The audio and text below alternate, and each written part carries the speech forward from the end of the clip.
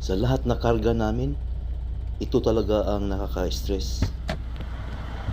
Pero minsan lang akong may kargang ganito. Bakit? Pag may karga kang bakit, kailangan alert ka palagi. Kunting preno mo, mag-ship yan. Napakadulas. Kailangan palagi kang alert. At palagi akong nag-monitor sa daanan. Nakabukas yung GPS ko. Kasi baka mayroong slowdown bigla eh. Pag nag-ship to, hindi lang isang palit ang mag-ship. Lahat yan. Ayan, ina-unload na tayo. Ito yung pinaka-stress talagang karga namin.